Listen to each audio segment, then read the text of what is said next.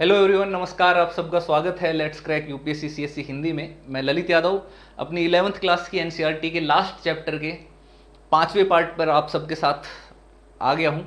और इस क्लास में हम डिटेल में चर्चा करेंगे कि धर्मनिरपेक्षता का जो कॉन्सेप्ट भारतीय संविधान में आया वो पश्चिमी धर्मनिरपेक्षता का जो सिद्धांत था या कॉन्सेप्ट था उससे कैसे अलग था, किन परिस्थितियों में भारत में अपनाया गया और भारत की धर्मनिरपेक्षता कैसे राज्य के साथ एक दूसरे जो है उसके सकारात्मक हस्तक्षेप के साथ जुड़ी हुई है।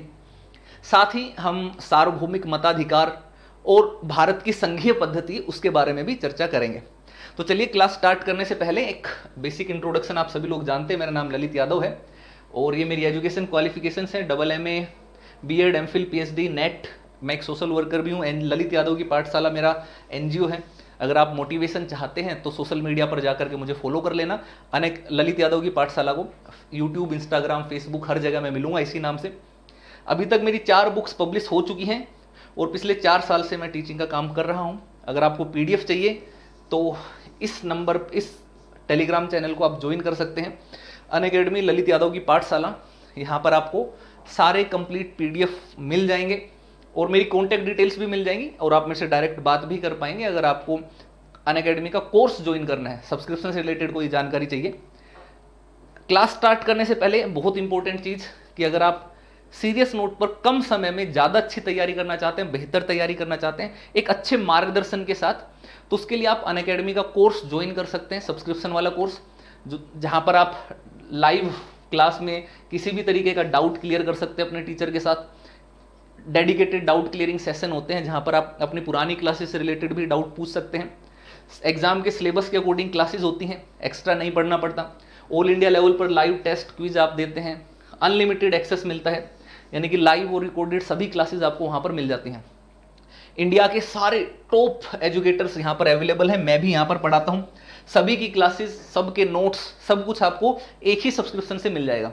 करना क्या है, अनअकैडमी का लर्निंग ऐप इंस्टॉल करना है, यूपीएससी सीएससी का गोल सेलेक्ट करना है और गेट सब्सक्रिप्शन पर आपको टच करना है। जब गेट सब्सक्रिप्शन करेंगे तो आपके सामने फीस का स्ट्रक्चर ओपन होगा और यहाँ पर आपको आइकॉनिक और प्लस कोर्स दिखेंगे। दोनों में सारी चीज़ें सेम है।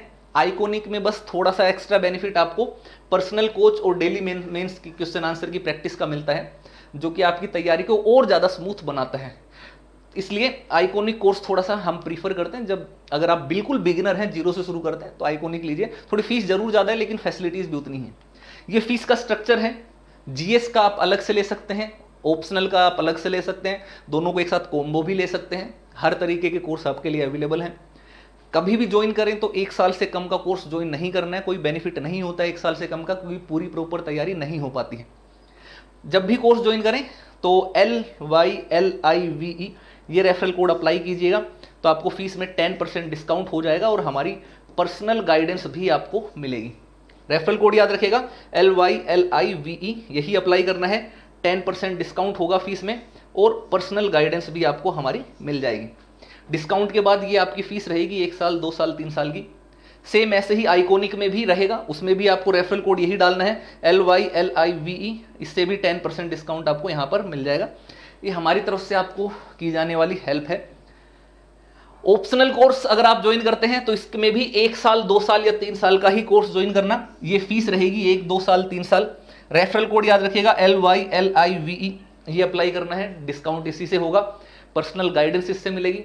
अगर आप एग्जाम क्वालिफाई करने के लिए एक प्रॉपर मेंटर ढूंढ रहे हैं और चाहते हैं कि एक टीचर की गाइडेंस में आप एग्जाम क्वालिफाई करें, तो ये रेफरल कोड अप्लाई कर देना। मैं आपके साथ एग्जाम पास होने तक बना रहूंगा। ये कॉम्बो कोर्स है जिसमें GS और ऑप्शनल दोनों आप ले सकते हैं। इसको भी LYLIVE रेफरल कोड से आप लेना, LYLIVE, ठीक है।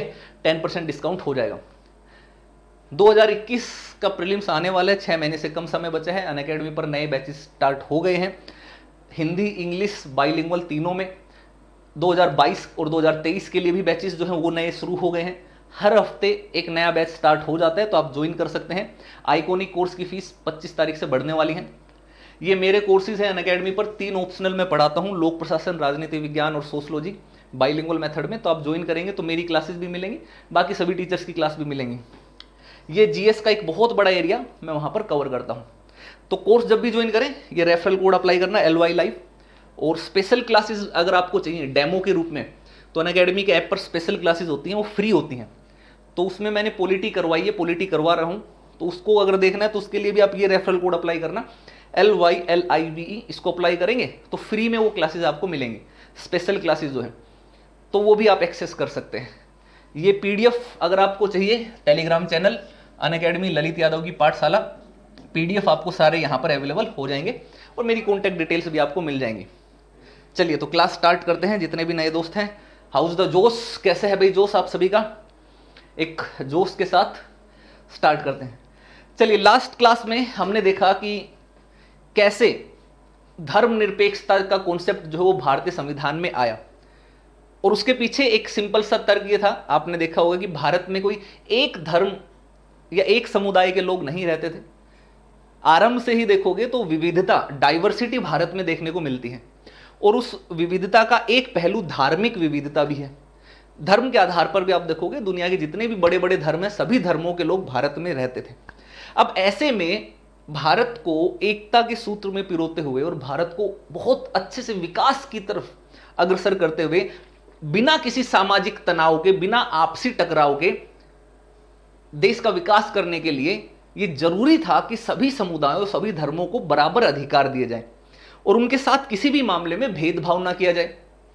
इसीलिए हमारे संविधान निर्माताओं ने संविधान बनाते समय सेक्युलरिज्म का कॉन्सेप्ट लिया, और लास्ट क्लास में मैंने आपको बताया था कि धर्मनिरपेक्षता जो है वो हमारे मूल संविधान में उसका स्पष्ट वर्णन, यानी कि स्पेसिफिकली केवल धर्मनिरपेक्षता शब्द देकर के उसका वर्णन नहीं था। अलग अलग आर्टिकल्स थे संविधान के जहां पर आपको सेक्युलरिज्म देखने को मिलता था, जैसे आर्टिकल 14, 15, 16, 25 से 28, 29, 30, वो मैंने आपको बताया मौलिक अधिकारों में आपको मिलते हैं। इसके साथ फिर आपको याद है कि 1976 में हमारा 42वां संविधान संशोधन हुआ, और उस 42वें संविधान संशोधन से हमने संविधान की प्रस्तावना में 3 शब्द जोड़े। उसमें एक शब्द जो है वो सेक्युलर वर्ड भी था, हिंदी में उसका ट्रांसलेशन करें तो पंथ निरपेक्ष वर्ड जो है वो हमने जोड़ा, और उसके बाद से भारत के संविधान में सेक्युलर जो है, सेक्युलरिज्म जो है वो स्पष्ट तौर पर समावेशित हो गया। लेकिन उसका मतलब ये नहीं था कि उससे पहले हमारे संविधान की मूल भावना के अंतर्गत धर्मनिरपेक्षता नहीं थी, उसकी मूल भावना में धर्मनिरपेक्षता अंतर्निहित थी। अब ये चीज समझना है कि जब हम बात कर रहे थे भारत और विदेशों की, तो धर्मनिरपेक्षता का कॉन्सेप्ट कोई भारत में पैदा होने वाला कॉन्सेप्ट नहीं था, वो आप देखोगे पश्चिमी सभ्यता से लिया जाने वाला ही कॉन्सेप्ट है। लेकिन पश्चिमी सभ्यता और भारतीय धर्मनिरपेक्षता, इन दोनों में एक बहुत बड़ा अंतर था। जो वेस्टर्न सेक्युलर का जो कॉन्सेप्ट है उसमें धर्म और राज्य, इन दोनों को बिल्कुल एक दूसरे से अलग माना गया, यानी कि राज्य धर्म के मामलों में हस्तक्षेप नहीं करेगा और धर्म राज्य के मामले में हस्तक्षेप नहीं करेगा। लेकिन जब भारत की बात आती है तो भारत में परिस्थितियां थोड़ी अलग थी। भारत में इस तरीके की व्यवस्था लाना संभव नहीं था जैसा कि विदेशों में, पाश्चात्य सभ्यता में होता था, क्योंकि भारत में कोई एक ही धर्म के लोग नहीं रहते थे, बल्कि बहुत सारे धर्म के होते थे। तो ऐसे में बिल्कुल अलगाव कर देते राज्य और धर्म का, तो बहुत सारी विसंगतियां उत्पन्न हो सकती थी। हो सकता है कि धार्मिक परंपराओं के नाम पर धार्मिक प्रताड़ना की समस्याएं या इस तरीके के मामले, उत्पीड़न के मामले बढ़ जाते हैं। ठीक है, तो ऐसे में हमारे जो धर्मनिरपेक्षता का कॉन्सेप्ट है उसमें आप देखोगे कि राज्य वो ये कहता है, यानी कि सरकार ये कहती है कि हमारा कोई धर्म नहीं है, हमारे लिए बाकी सारे धर्म जो वो सब इक्वल हैं, बराबर हैं। ठीक है, इसके साथ साथ अगर जरूरत पड़ी तो राज्य धार्मिक मामलों में हस्तक्षेप करेगा। अगर कोई धर्म की रीति रिवाज, परंपरा या कोई भी मामला सब देश के संविधान के खिलाफ जा रहा है या देश के संविधान के विपरीत जाकर के या लोगों के हितों के विरुद्ध जाकर के हो रहा है, तो उसमें राज्य हस्तक्षेप कर सकता है। और केवल हस्तक्षेप नकारात्मक अर्थ में नहीं बल्कि सकारात्मक अर्थ में भी हो सकता है, धर्म के मामलों का प्रबंधन करने में भी हो सकता है। जैसे नकारात्मक रूप से आप देखोगे तो आपने देखा कि सती प्रथा का अंत किया, छुआछूत का अंत किया, 3 तलाक का अंत किया, सबरीमाला विवाद जो था उस मामले में फैसला आया। तो ये धार्मिक परंपराएं, मान्यताएं जो संविधान के खिलाफ जाती थी, उनको ठीक करने के लिए आप देखते हैं कि राज्य ने हस्तक्षेप किया। ऐसे ही आप देखते हैं कि राज्य सकारात्मक हस्तक्षेप भी करता है, जैसे कि धार्मिक संस्थाओं को आगे प्रचार प्रसार करने की अनुमति देना, उनकी अपनी धार्मिक और सांस्कृतिक आधार पर शैक्षणिक संस्थाओं को स्थापित करने और उनका एडमिनिस्ट्रेशन करने यानी उनका प्रबंधन करने की स्वतंत्रता देना, साथ ही उनको फंडिंग देना, पैसे से सहायता करना ताकि वो अपनी विचारधारा को आगे ले जा सके, अपनी शैक्षणिक संस्थाओं को और बेहतर बना सके। कुछ विशेष मामलों में विशेष धर्मों को अलग अलग छूट देना, जैसे आप देखोगे कि सिख समुदाय है तो उनको अगर उन्होंने पग बांधते हैं तो उनको हेलमेट्स पहनने से छूट देना। तो ये कुछ चीजें जो धार्मिक मामलों में बढ़ावा, सकारात्मक हस्तक्षेप भी दिखाते हैं। तो भारत में जब भी हम बात करते हैं राज्य और धर्म की, तो वो दोनों एक दूसरे से बिल्कुल अलग नहीं है, दोनों एक दूसरे से मिले जुले हैं, लेकिन फर्क यह है कि राज्य जो है उसका खुद का धर्म नहीं है, वो किसी भी धर्म को नहीं अपनाता है। जैसे कि आप देखोगे पाकिस्तान, बांग्लादेश, अफगानिस्तान, वहां पर आपको पता होगा कि उनका अपना राजकीय धर्म है। आप फॉरेन पश्चिमी सभ्यताओं में, पश्चिमी कंट्रीज में चले जाओगे, देखोगे तो उनका भी अपना एक धर्म है। कोई क्रिश्चियनिटी को अपना धर्म मानता है, कोई मुस्लिम को अपना धर्म मानता है ना। पहले नेपाल हिंदू धर्म मानता था, अभी वो भी सेक्युलर हो गया। लेकिन भारत में इस तरीके का कॉन्सेप्ट नहीं मिलेगा। भारत में किसी भी एक धर्म को राजकीय धर्म का दर्जा नहीं दिया गया। तो यही यहां पर बताया कि भारत की स्थितियों के संदर्भ में कि भारत में स्थितियां अलग थी और इन स्थितियों से उत्पन्न चुनौती से निपटने के लिए संविधान निर्माताओं ने धर्मनिरपेक्षता की वैकल्पिक धारणा का विकास किया। अब संविधान निर्माता धर्मनिरपेक्षता के पश्चिमी मॉडल से दो रूपों में अलग हुए और इनके दो अलग अलग कारण थे। जो पश्चिमी मॉडल था उससे भारतीय मॉडल दो अलग अलग कारणों से अलग था। सबसे पहला, धार्मिक समूहों के अधिकार के मामले में। इसको समझिएगा बड़े ध्यान से। जो पहली बात थी वो ये थी कि संविधान निर्माता विभिन्न समुदायों के बीच बराबरी के रिश्ते को उतना ही जरूरी मानते थे जितना कि विभिन्न व्यक्तियों के बीच बराबरी को। इसका कारण यह है कि किसी व्यक्ति की स्वतंत्रता और आत्मसम्मान का भाव सीधे सीधे उसके समुदाय की हैसियत पर निर्भर करता है। ठीक है, यदि एक समुदाय दूसरे के प्रभुत्व में हो तो उसके सदस्य भी कम स्वतंत्र होंगे। तो यहां पर आपको क्लियरली चीज समझ में आती है। एक वो ये कि स्वतंत्रता जो है वो केवल व्यक्तिगत तौर पर ही नहीं होती है, सामुदायिक तौर पर भी होती है। एक समुदाय के तौर पर अगर आपके साथ उपेक्षा की जाती है, आपको तुच्छ समझा जाता है या निम्न समझा जाता है, तो ऐसे में उस समुदाय में रहने वाले व्यक्तियों की व्यक्तिगत स्वतंत्रता भी तो समाप्त हो गई। उनकी इंडिविजुअल फ्रीडम जो उसका भी तो कोई अस्तित्व नहीं रहा। समझ रहे हैं? तो ऐसे में समुदाय के तौर पर भी आपको बराबर अधिकार देने की आवश्यकता है। जैसे कि आप मान लीजिए, उदाहरण के तौर पर मैं आपको बताता हूं, जर्मनी का उदाहरण लीजिए। जर्मनी में आप देखोगे कि वहां पर जो नाजी लोग हैं वो अपने आप को सर्वश्रेष्ठ समझते थे और वहां पर जो यहूदी थे उन यहूदियों के साथ वो बहुत ज्यादा अत्याचार वहां पर करते थे। उनको लगता था बाकी सभी समूह है वो नाजियों के बराबर नहीं, उन जितना सर्वश्रेष्ठ नहीं है, निम्न स्तर के हैं। तो उनके पूरे समुदाय को उत्पीड़न का सामना करना पड़ता था, अधिकार नहीं मिलते थे। ऐसा ही हाल आप पाकिस्तान और बांग्लादेश में देखते हैं कि वहां पर जो अल्पसंख्यक समुदाय हैं उनको वो अधिकार, उतने अधिकार नहीं मिलते जो वहां के बहुसंख्यक समुदाय के पास है। तो उससे एक इंसान की व्यक्तिगत स्वतंत्रता भी प्रभावित होती है और वो उत्पीड़न का शिकार होते हैं। इसीलिए आप देखोगे इसका सबसे बड़ा उदाहरण जो है, समुदाय का उदाहरण आप देखोगे CAA है, CAA यानी कि नागरिकता संशोधन अधिनियम। आपने देखा होगा 2019 का जो आया, 2019, काफी बवाल हुआ इसके ऊपर। वो क्यों आया? नागरिकता संशोधन अधिनियम में 6 धर्म के लोगों को भारत की नागरिकता देने का प्रावधान था, जो कि बांग्लादेश, अफगानिस्तान और पाकिस्तान से पलायन करके भारत में आए, भाग करके भारत में आए। अब इन 6 धर्मों को ही नागरिकता देने की बात क्यों कही गई? और यही 6 धर्म के लोग ही भारत में क्यों आए, बाकी धर्म के लोग बहुसंख्या में क्यों नहीं आए? तो इसका कारण यह था कि जिन 3 देशों से ये 6 धर्म के लोग भारत में प्रवेश किए, उन तीनों देशों में समुदाय के आधार पर बराबर के अधिकार नहीं थे। धार्मिक समुदायों को अलग अलग तरीके से, अलग अलग नजरिए से देखा जाता था और अलग अलग व्यवहार किया जाता था।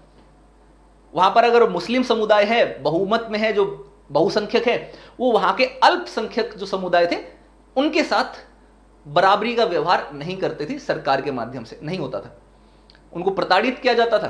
तो ऐसे में थक हार करके, मजबूर होकर के या तो उनको धर्म परिवर्तन करना पड़ता, या फिर वो नहीं करते तो उनके ऊपर अत्याचार होता, मार दिए जाते। और अगर इनसे बच गए तो फिर बड़ी मुश्किल से जैसे तैसे करके भारत में प्रवेश करते थे अवैध रूप से, कि यहां पर चलो कम से कम सुरक्षित तो रहेंगे। ये सारी की सारी समस्याएं उत्पन्न इसलिए हुई क्योंकि समुदाय के आधार पर धार्मिक स्वतंत्रता, मतलब बराबरी का अधिकार नहीं दिया गया। और इन सभी चीजों से भारत के संविधान निर्माता पहले से ही परिचित थे। सोचिए कब बना था, 1946 में संविधान बनना शुरू हुआ था। उसी समय से वो रेडी थे, परिचित थे इस चीज से कि इस तरीके की समस्या हो सकती है।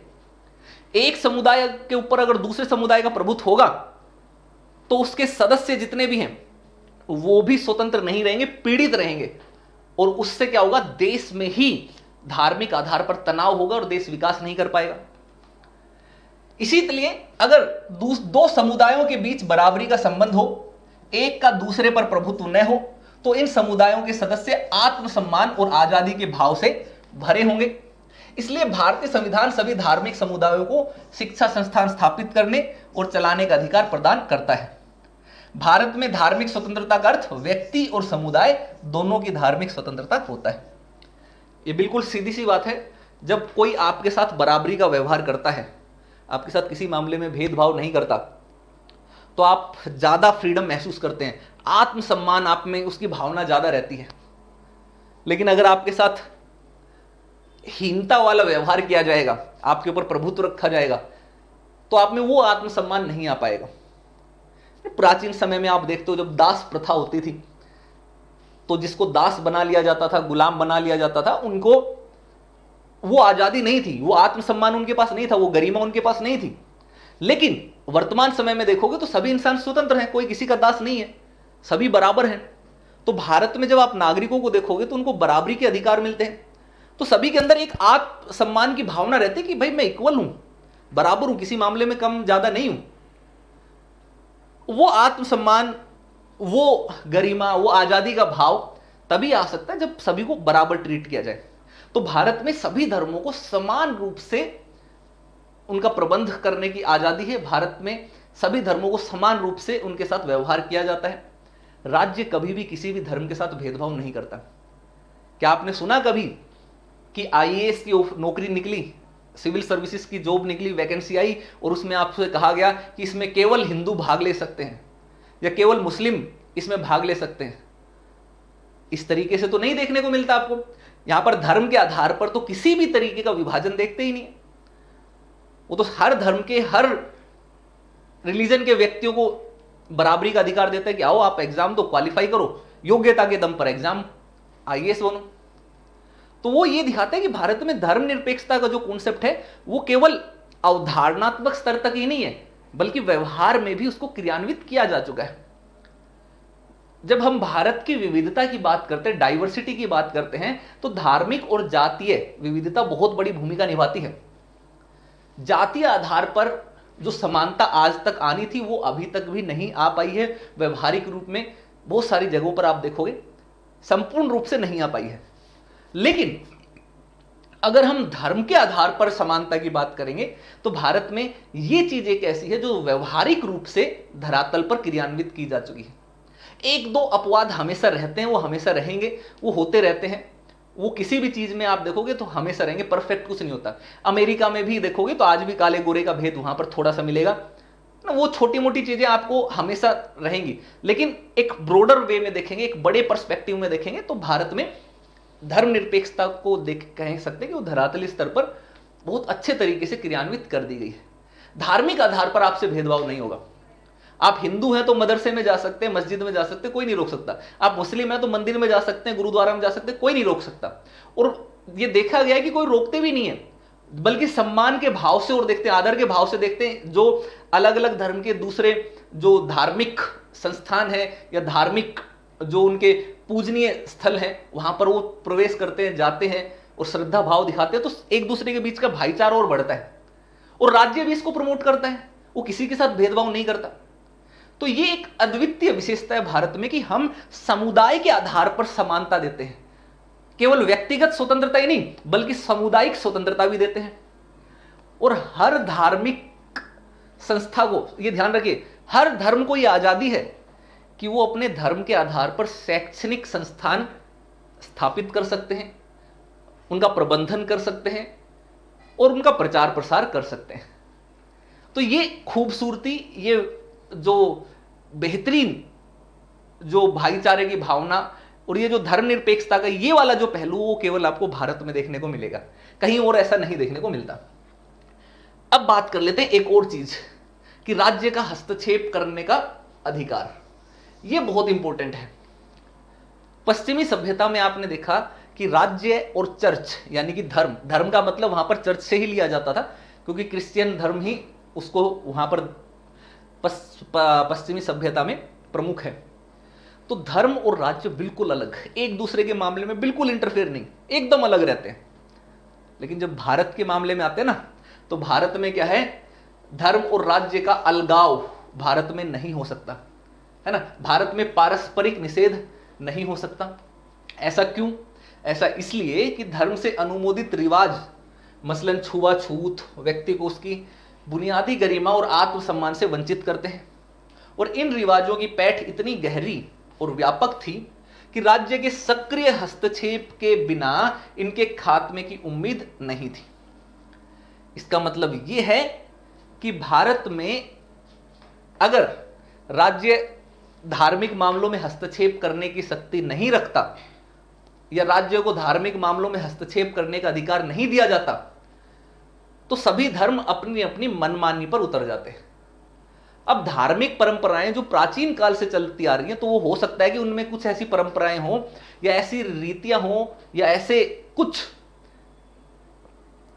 उपबंध हों, कुछ चीजें ऐसी हों जो आज के समय में स्वीकार्य ना हो और लोग उसको स्वीकार ना करना चाहते हो। लेकिन क्योंकि अगर धर्म का मामला है तो हो सकता है कि धर्म आपको मजबूर कर देता है कि नहीं ऐसा ही करना है। जैसे कि मैं आपको उदाहरण देता हूं सती प्रथा का। अगर मान लीजिए राज्य को धार्मिक मामलों में हस्तक्षेप करने का अधिकार नहीं होता भारत में, तो हिंदू धर्म था उसमें सती प्रथा को प्राचीन काल से मान्यता थी कि भाई पति की मृत्यु पर पत्नी को भी जल कर उसकी जो चिता है उसकी आग में जल करके राख हो जाना चाहिए, तो वो सती हो जाएगी, स्वर्ग में चली जाएगी। तो क्या आपको लगता है कि धर्म के नाम पर ये निभाई जाने वाली परंपरा ठीक है? लेकिन अगर ऐसा बिल्कुल नहीं था कि अगर पत्नी मर गई तो पति को कहा जाए कि जाओ तुम भी सता हो जाओ, जाओ चिता पे जल जाओ। पत्नी तो सती हो जाएगी लेकिन पति को सता नहीं हो सकते, है ना, जाकर के वो नहीं जलेगा। तो हमारी पैट्रियार्कल सोसाइटी जो है वो रही है, तो उसका एक दोष आपको यहां पर भी देखने को मिलता है। तो आज के टाइम में आप कल्पना कीजिए कि आपको ये कहा जा रहा है कि आपकी विवाह हुआ, आपका पति की मृत्यु हुई और आपको कहा जा रहा है कि भाई सती हो जाओ, आग में जल करके मर जाओ। तो क्या ये मानवीय दृष्टिकोण से कहीं पर भी सही है? नहीं है। लेकिन अगर राज्य का हस्तक्षेप करने का अधिकार होता ही नहीं, तो धर्म के जो पंडित, जो उनके ठेकेदार होते हैं, आपके हर धर्म के कुछ ठेकेदार होते हैं। ठेकेदार का मतलब वो अपना समझते हैं कि ये धर्म चलाने की जिम्मेदारी हमारी ही है। फिर वो चाहे हिंदू हो, मुस्लिम हो, सिख हो, ईसाई हो, जैन हो, बौद्ध हो, हर धर्म में आप देखोगे कि उनके कुछ प्रमुख लोग मिलेंगे जो जिनको लोग भी मानते हैं, स्वीकार करते हैं और वो भी अपना रुतबा चलाते हैं। तो वो लोग तो आपको जीने ही नहीं देते धर्म के नाम पर। उन परंपराओं के आधार पर तो तबाही, तहस नहस हो जाता, तबाही मच जाती। तो ऐसे तो आपकी व्यक्तिगत स्वतंत्रता तो सारी समाप्त हो जाती। तो इसीलिए राज्य को यह अधिकार दिया गया कि भाई आप धार्मिक मामलों में भी इंटरफेयर कर सकते हैं, हस्तक्षेप कर सकते हैं। और धार्मिक मामलों में जब हस्तक्षेप करता है राज्य, तो वो गलत चीजों को रोकने के लिए करता है। जैसे भारतीय राज्य ने क्या किया, सती प्रथा को अंत कर दिया, छुआछूत को अंत कर दिया। छुआछूत जो है अस्पृश्यता, आर्टिकल 17, भारत की जो छुआछूत की बात करें, आर्टिकल 17 संविधान में मौलिक अधिकारों में आपको देखने को मिलेगा भाग 3 में। अब ये भी धार्मिक आधार पर ही था। हिंदू धर्म की एक बहुत बड़ी कुरीति थी ये, जिसमें वर्ण व्यवस्था के आधार पर उच्च और निम्न में विभाजित थे लोग। और जो दलित समुदाय होता था या जो जिनको अछूत बोला जाता था, उन लोगों के पास किसी भी तरीके का अधिकार नहीं होता था। वो सड़क पर नहीं चल सकते थे, सार्वजनिक सड़क पर। वो कोई व्यवसाय, बेहतर व्यवसाय नहीं अपना सकते थे। अगर कोई उच्च वर्ग का व्यक्ति उनके सामने से गुजर रहा है तो उनको सड़क के किनारे हो जाना चाहिए था, उनकी परछाई नहीं पड़नी चाहिए। ये कहा जाता था कि अगर अछूत व्यक्ति की परछाई भी पड़ गई तो उनका धर्म भ्रष्ट हो जाएगा दूसरे व्यक्ति का। तो लोग उनको कोड़ों से मार दिया करते थे, कोड़े मार मार के उनकी प्राण उनका ले लेते थे। पढ़ने का अधिकार नहीं, वोट देने का अधिकार नहीं, किसी तरीके का अधिकार नहीं। तो कल्पना कीजिए, धर्म के नाम पर यह परंपरा अगर आज भी चली रहती तो क्या आपको स्वीकार्य होती? क्योंकि जन्म पैदा होने पर तो आपका वश है नहीं ना, आप तो कहीं पर भी पैदा हो सकते हो, किसी भी परिवार में, किसी भी धर्म में, किसी भी जाति में पैदा हो सकते हो। मान लीजिए आप उस परिवार में पैदा हो गए जिनको पुराने समय में सो कॉल्ड अस्पृश्य, अछूत कहा जाता है, तो और उन आपके साथ आज के समय में वैसा व्यवहार हो रहा होता तो क्या वो स्वीकार्य होता? क्या वो मानवीय होता? बिल्कुल नहीं। लेकिन अगर राज्य को अधिकार नहीं दिया जाता धार्मिक मामले में हस्तक्षेप करने का, तो धर्म तो एकदम तानाशाह की तरह काम करता, वो यही काम करवाता। लेकिन चूंकि धर्म के मामले में राज्य हस्तक्षेप कर सकता है तो ये छुआछूत को समाप्त कर दिया संविधान के माध्यम से। ऐसे ही 3 तलाक का मामला, 3 तलाक का मामला की बड़ा गजब किस्म का मामला था। मुस्लिम धर्म की एक बहुत बड़ी कुरीति थी ये 3 तलाक की। अगर आप देखोगे कि जब मन किया, पति के मन में आया, पत्नी से गुस्सा हुए, लड़ाई झगड़ा हुए, जो कि आज के समय में आम बात है ना। हर 2 मिनट में तू मैं होती रहती है, कोई भी हो, आपके मम्मी पापा रहे हो या अभी की जनरेशन हो, सभी में होती है। अब गुस्सा आया, उसने आकर के बोला तलाक तलाक तलाक, बस इतने में तलाक हो गया। अब बेचारे क्या करें, है ना, कहां जाए महिला। तो ये बहुत गंभीर प्रकार की समस्याएं थी। तो इनको समाप्त करने में राज्य ने भूमिका निभाई। संसद ने कानून बनाया, कानून बना करके 3 तलाक समाप्त कर दिया। ऐसे ही सबरीमाला का विवाद आप देखोगे तो उसमें भी कानून की सहायता से महिलाओं को प्रवेश करने की अनुमति दी गई। तो ये सारे के सारे मामले आप देखते हो कि राज्य ने हस्तक्षेप किए, और राज्य ने हस्तक्षेप किया तो हमने धार्मिक बुराइयों से छूट पाई। धार्मिक बुराइयों से हमें क्या मिली? स्वतंत्रता मिली। और धर्म जो है वो एक संयमित मार्ग पर चला, तानाशाह नहीं हो गया, निरंकुश नहीं हो गया।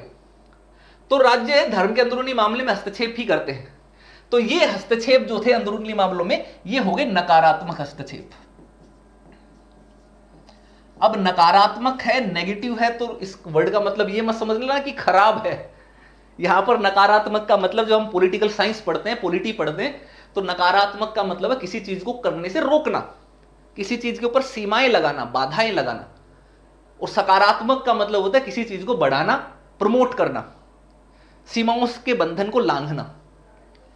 तो नकारात्मक का मतलब इसलिए हुआ क्योंकि राज्य ने कुछ धर्म को कुछ गलत काम करने से रोक दिया, इसलिए इसको नकारात्मक हस्तक्षेप कहते हैं।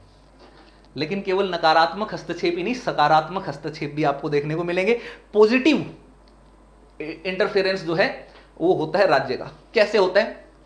राज्य ऐसे में धार्मिक समुदायों की मदद भी कर सकता है। मिसाल के तौर पर धार्मिक संगठन द्वारा चलाए जा रहे शिक्षा संस्थान को वह धन दे सकता है। इस तरह राज्य धार्मिक समुदायों की मदद भी कर सकता है और वह बाधा भी पहुंचा सकता है। सकारात्मक रूप से मैं आपको 2-3 उदाहरण देता हूं। एक तो जैसे कि हर राज्य की आप देखते हैं कि हर धर्म की जो शैक्षणिक संस्थाएं हैं उनको सरकार अपनी तरफ से फंडिंग देती है, उनको उनके उत्थान के लिए। तो उनको बढ़ावा हो गया, उनको बढ़ावा देने की वो हो गई। साथ ही आप देखोगे कि जब तीर्थ यात्राएं हर धर्म के अनुसार, जो जिसको आप पिलग्रिम बोलते हैं, वो करने जाते हैं, तो उसके लिए भी सरकार प्रबंध करती है। तो एक तरीके से हर धर्म को बढ़ावा देती है कि हाँ भाई आप अपना ये रीति रिवाज, ये चीजें मानो। ऐसे ही किसी धर्म की कुछ विशेष परंपराएं होती हैं जिनको वो मानना उनके लिए एक तरीके से बाध्यकारी भी है, कंपलसरी भी है, और उनकी आस्था का भी सवाल है। और वो ऐसी परंपराएं हैं जो किसी दूसरे को नुकसान नहीं पहुंचाती। जैसे कि सिख धर्म, आप इसका सबसे बड़ा उदाहरण है। जब सिखिज्म को आप देखोगे तो वो पग पहनते हैं, सर के ऊपर पगड़ी बांधे रखते हैं।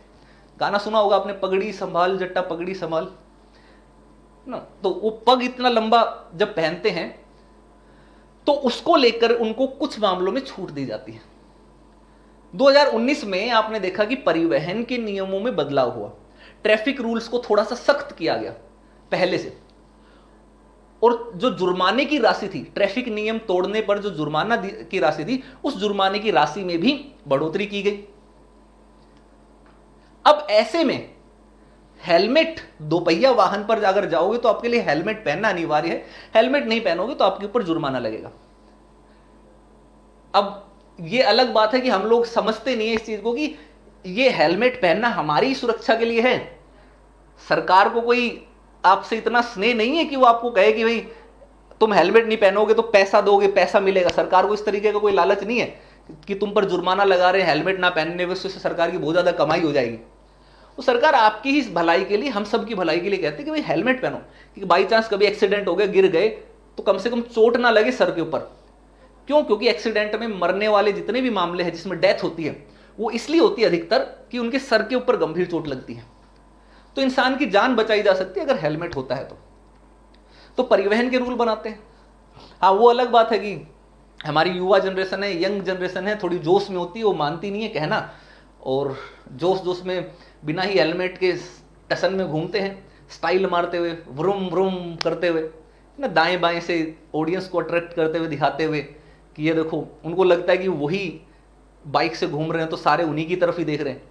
कुछ फिल्में भी इसमें बड़ा रोल प्ले करती हैं। जो फिल्में देखते हैं आप, करण जौहर टाइप की फिल्में ना, student of the year type की फिल्में, उसमें दिखाया जाता है कि हीरो आ रहा है बाइक के ऊपर तो चारों तरफ से लड़कियां देख रही है उसी को, वाह क्या बाइक है ना, क्या हीरो, क्या पर्सनैलिटी है।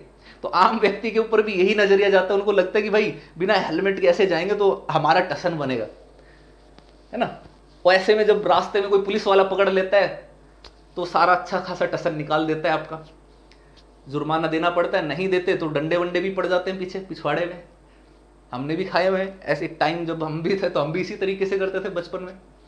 लेकिन ये ध्यान रखना है कि ट्रैफिक रूल्स जो है वो लाए गए सुरक्षा के लिए। अब इसका धर्म के साथ सकारात्मक हस्तक्षेप से कैसे संबंध है वो समझिए।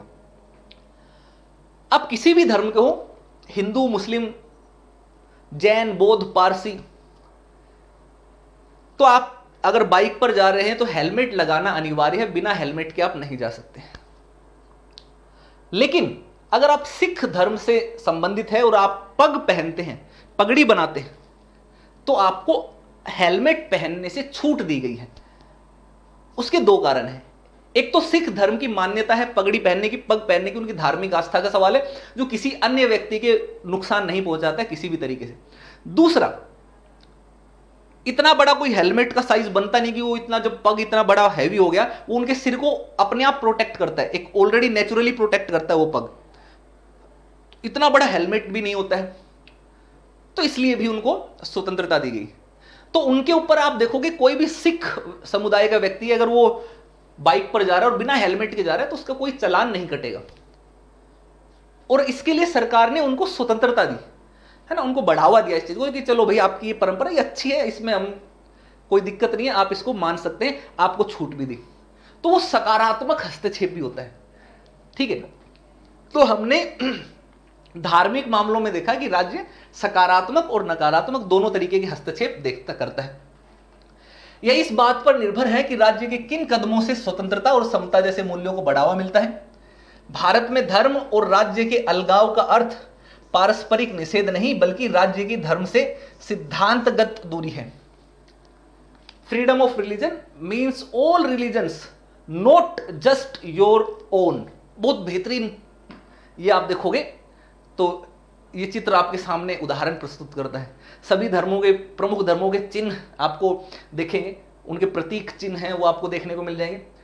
और इसमें स्पष्ट कह रहे हैं कि धार्मिक स्वतंत्रता का मतलब सभी धर्मों की स्वतंत्रता से है, केवल आपके धर्म की स्वतंत्रता से नहीं, बल्कि सभी को बराबर अधिकार है।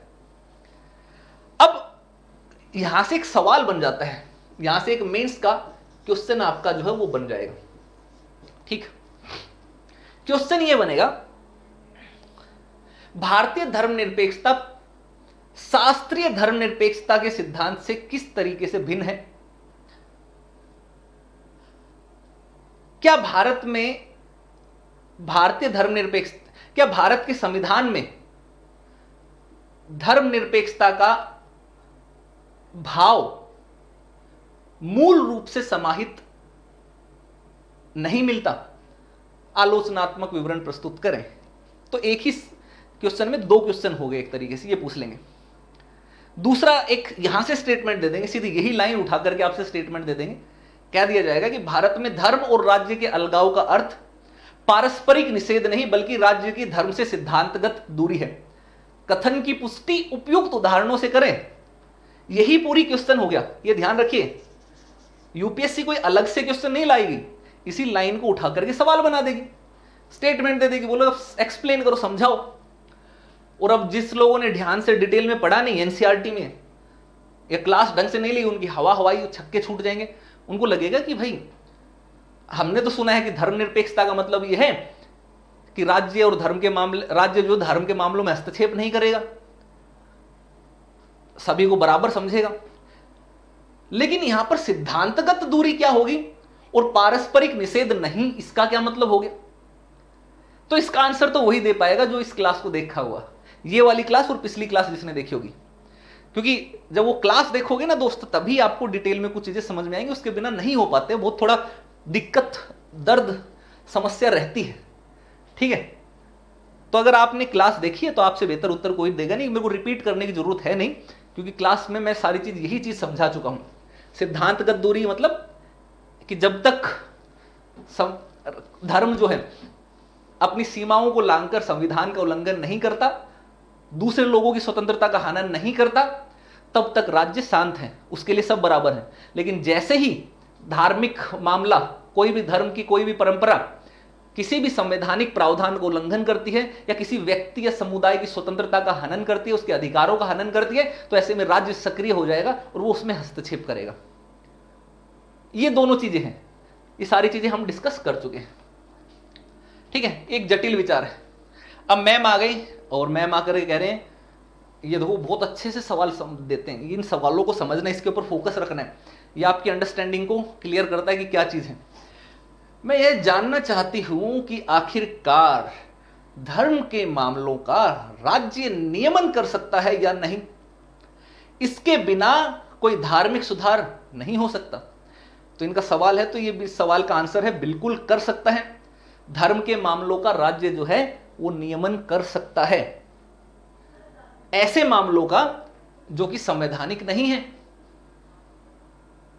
और जो मामले संवैधानिक हैं, जो किसी का नुकसान नहीं पहुंचा, तो उस मामले में धर्म को स्वतंत्र छोड़ दिया जाता है कि ठीक है आप अपनाओ, अपने धर्म को करो, लेकिन जहां पर गलत जाओगे वहां पर नियमन करेगा। साथ ही धार्मिक मामलों को, धार्मिक स्वतंत्रता को बढ़ाने के लिए सकारात्मक हस्तक्षेप भी करता है। ये दोनों ही है। ठीक है, इससे क्या होता है कि इससे राज्य को सभी धर्मों से दूरी रखने की छूट मिलती है, ताकि वह अवसर के अनुकूल धर्म के मामलों में हस्तक्षेप कर सके अथवा ऐसे मामले में दखल देने से बचा रहे। यह इस बात पर निर्भर है कि इन दोनों में से किस कदम से स्वतंत्रता, समता और सामाजिक न्याय को बढ़ावा मिलता है। ठीक है, तो हमने अभी तक 3 केंद्रीय विशेषताओं के बारे में पढ़ा। इन्हें हमारे संविधान की उपलब्धियां भी कहा जा सकता है। 3 केंद्रीय विशेषताएं आपने क्या क्या पढ़ी? आपने पढ़ी स्वतंत्रता, सामाजिक न्याय और धर्मनिरपेक्षता। ये 3 मूलभूत विशेषताएं हमारे संविधान की मौलिक विशेषताएं हैं जिनको आपने पढ़ा, और इन्हीं को ही हमारे संविधान की उपलब्धियां भी कहा जा सकता है। यहां से एक और क्वेश्चन बन जाएगा, यहां से मेंस का क्वेश्चन बन जाएगा। सवाल आ जाएगा कि भारत के संविधान की मूलभूत उपलब्धियां कौन सी हैं? भारतीय संविधान के राजनीतिक दर्शन पर उनका क्या प्रभाव पड़ा? सवाल बन गया, एनसीईआरटी से ही आ गया मेंस का। जब यह भी सवाल आ जाएगा कि भारतीय संविधान का राजनीतिक दर्शन उसकी मूलभूत उपलब्धियों को और अधिक उजागर करता है। आलोचनात्मक विवरण करें या का स्पष्टीकरण दे, इस तरीके से कोई भी सवाल आपसे पूछ लिया जाएगा और आंसर वही है जो आपने अभी तक तीनों चीजें देखी इस क्लास में, पिछली क्लास में और उससे पिछली क्लास में। स्वतंत्रता, सामाजिक न्याय और धर्मनिरपेक्षता, इन सभी कॉन्सेप्ट को आपको यहां पर बता देना है। पहली बात तो यह है कि हमारे संविधान ने उदारवादी व्यक्तिवाद को एक शक्ल देकर उसे मजबूत किया है। यह एक महत्वपूर्ण उपलब्धि है क्योंकि यह सब एक ऐसे समाज में किया गया जहां सामुदायिक जीवन मूल्य व्यक्ति की स्वायत्तता को कोई महत्व नहीं देते अथवा शत्रुता का भाव रखते हैं। दूसरे, हमारे संविधान ने व्यक्तिगत स्वतंत्रता पर आंच लाए बगैर सामाजिक न्याय के सिद्धांत को स्वीकार किया। ये सब चीज मैं यहां पर केवल रीड आउट कर रहा हूं क्योंकि मैंने समझा दी है, बहुत डिटेल में समझा दी है, एक एक चीजें समझाई हैं। पहले वाले में स्वतंत्रता की बात कर रहे हैं, दूसरे में सामाजिक न्याय की बात कर रहे हैं। वो आपने देखा कि सामाजिक न्याय के सिद्धांत को स्वीकार किया, यानी कि समानता, सभी लोगों को बराबर अधिकार भी दिए और सामाजिक न्याय के आधार पर जो लोग पिछड़े हुए थे, जो लोग वंचित थे, उनको बराबर तक लाने के लिए आरक्षण जैसे विशेष प्रावधान भी किए गए। सामाजिक न्याय के तौर पर उनके लिए विशेष स्कीम चलाई गई है ना, बहुत सारे कार्यक्रम चलाए गए, बहुत सारी अलग अलग तरीके से मदद की गई और ये दोनों एक साथ चले। जाति आधारित सकारात्मक कार्य योजना के प्रति संवैधानिक वचनबद्धता से प्रकट होता है कि भारत दूसरे राष्ट्रों की तुलना में कहीं आगे है। क्या कोई इस बात को भूल सकता है कि संयुक्त राज्य अमेरिका में सकारात्मक कार्य योजना सन 1964 के नागरिक अधिकार आंदोलन के बाद आरंभ हुई, जबकि भारतीय संविधान ने इसे लगभग 2 दशक पहले ही अपना लिया था। बिल्कुल सही बात है। अमेरिका में श्वेत और श्वेत का एक बहुत बड़ा विभेद 1960 के दशक के मध्य समय तक चलता रहा। तब तक भी वहां के अश्वेत लोगों को बराबरी का अधिकार नहीं था, महिलाओं को भी बराबरी का अधिकार नहीं था। सोचो, अमेरिका जो कि अधिकारों का जन्मदाता माना जाता है, वहां पर 1965 तक वहां की लगभग आधी आबादी के पास मौलिक अधिकार ही नहीं थे। और जब उनको अधिकार मिले तो उनके जो इतने वर्षों तक, सदियों तक जो उनके ऊपर अत्याचार हुए थे, उसका कंपनसेशन जिसको हम बोलते हैं, कंपनसेशन का मतलब जो उस अत्याचार के बदले उनके उत्थान करने के लिए कुछ विशेष प्रावधान किए गए, वो 1960 के दशक के मध्य में प्रारंभ हुए। लेकिन भारत की अद्वितीय विशेषता देखिए, जैसे ही आजाद हुए, जैसे ही संविधान लागू हुआ, आजाद होने के 3 साल के भीतर जब संविधान लागू हो गया, हमने तभी से ही सामाजिक न्याय की अवधारणा को अपनाया। सभी वंचित समूहों को, सभी पिछड़े समूहों को उनके उत्थान के लिए विशेष प्रावधान कर दिए गए। संविधान में आरक्षण दे दिया गया, राजनीतिक आधार पर भी, शैक्षणिक संस्थाओं के लिए भी, नौकरियों के लिए भी। और उसी का परिणाम निकला कि भारत में जो समुदायों के बीच में जातिगत आधार पर जो दूरियां थी, वो दूरी के बंधन टूटने लगे और करीबी आने लगी। और आज आप देखोगे कि उनके बीच में जो पहले असमानता का लेवल उच्च जाति और वंचित वर्ग के बीच में इतना ज्यादा होता था, तो आज वो घट करके इतना हो चुका है। अभी भी है, पूर्ण रूप से समाप्त नहीं हुआ है, क्योंकि समय लगता है, कोई भी चीज कंप्लीटली होने में समय लगता है दोस्त, बहुत जल्दी नहीं हो सकता है। हमारा संविधान अभी भी कोई एक, ध्यान रखना, 1 सदी भी नहीं हुई है, 70 वर्ष ही हुए हैं अभी लागू हुए, तो मैच्योरिटी धीरे धीरे आती है। तो अभी भी इतना 19-20 का फर्क है, लेकिन आने वाले कुछ 4-5 दशकों में ये फर्क हट करके यहां पर आ जाएगा। और वो तभी आ पाएगा क्योंकि सामाजिक न्याय का सिद्धांत हमने दिया हमारे संविधान में। सोचिए, हमारे उसको एक अवधारणा के रूप में, एक मूल्य के रूप में संविधान में अपनाया। तत्कालीन समय में हमारे संविधान निर्माता कितना बेहतर सोचते थे कि आज तक वो चीजें एज इट इज प्रभावी रूप से लागू हैं, और केवल लागू ही नहीं बल्कि देश को एकता के सूत्र में भी पिरोए हुए हैं। ये सारी चीजें आपको देखने को मिलती हैं।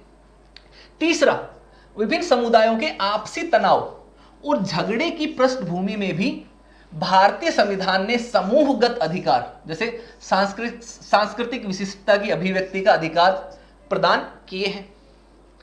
तो ये भी आपने देखा, समुदायों के आधार पर भी अधिकार दिए, जैसे कि आर्टिकल 29 और 30, अनुच्छेद 29, और 30 आपको यहां पर देखने को मिल जाते हैं।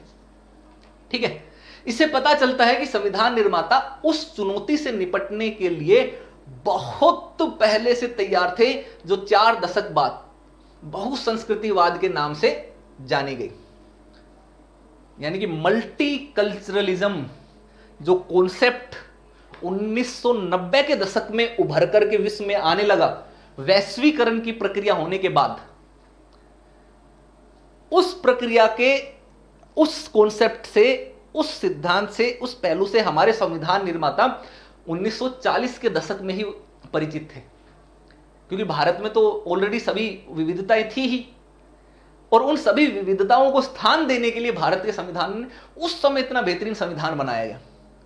समझ सकते हैं आप, तो कितना बेहतर काम वहां पर हुआ। ठीक है, तो ये सारा हुआ। तो यहां तक आपने देखा मौलिक अधिकारों के संदर्भ में भारत के संविधान में क्या क्या चीजें आपको देखने को मिली और उनसे क्या क्या बेनिफिट हुआ, ये सब आपने डिटेल में जान लिया है। ठीक है, अभी अगली जो क्लास होगी उसमें हम चर्चा करेंगे आपसे सार्वभौमिक वयस्क मताधिकार, संघवाद, उन सब के बारे में। तो आज की क्लास थोड़ी सी इसी तरीके से एनर्जेटिक रहेंगी। अब चीजें उनको समझते चले जाने, कुछ चीजों को 2 बार देखना पड़ेगा तो ज्यादा अच्छे से समझ में आएगा। अगर आपको क्लासेस पसंद आती हैं, लाइक शेयर जरूर करना है दोस्त, लाइक शेयर नहीं रुकने चाहिए। अनअकैडमी का कोर्स जब भी लें तो इस रेफरल कोड को भूलना नहीं है। आपके दोस्त ललित यादव का रेफरल कोड है, LY लाइव रेफरल कोड है, ये ध्यान रखिएगा। आपको अंतिम समय तक मार्गदर्शन मिलेगा मेरा, अगर आप इस रेफरल कोड के साथ अनअकैडमी ज्वाइन करते हैं, कोर्स ज्वाइन करते हैं, फिर वो चाहे कोई भी कोर्स हो। अगर आपको मेरे से संपर्क करना है तो मेरा टेलीग्राम चैनल है, ये अनअकैडमी ललित यादव की पाठशाला, ये लिंक है, इसको ज्वाइन कर लेना। सारे PDF मिल जाएंगे, मेरी कॉन्टैक्ट डिटेल्स भी मिल जाएंगी, आप मेरे से संपर्क भी कर पाएंगे। अनअकैडमी पर ये 3 ऑप्शनल मैं पढ़ाता हूं। जब आप ज्वाइन करेंगे तो आपको सब टीचर की क्लास मिलेगी, ऐसा नहीं है केवल मेरी, सभी की क्लासेस मिलेंगी, सबके नोट्स मिलेंगे, मैं गाइड करूंगा। और एक टीचर का गाइड होना बहुत जरूरी है। अगर एक अच्छा टीचर आपका गाइड बन जाता है तो आपका सफर बड़ा आसान हो जाता है एग्जाम पास करने के लिए। तो जब भी कोर्स ज्वाइन करें इस रेफरल कोड से अप्लाई कीजिएगा। अनअकैडमी पर मेरी स्पेशल क्लासेस अवेलेबल हैं, वो फ्री हैं। फ्री के लिए भी आपको यही रेफरल कोड लगाना पड़ेगा। तो चलिए, जब भी कोर्स ज्वाइन करें LY लाइव जरूर अप्लाई कीजिएगा। ये Telegram channel Unacademy Lalit Yadav की पाठशाला ज्वाइन कर लीजिएगा। तो आपसे जल्दी ही मिलते हैं अगली क्लास में। तब तक के लिए आप सभी को शुभकामनाएं, बेस्ट विशेष। आप सबको वंदे मातरम, जय हिंद, जय भारत, लेट्स क्रैक इट।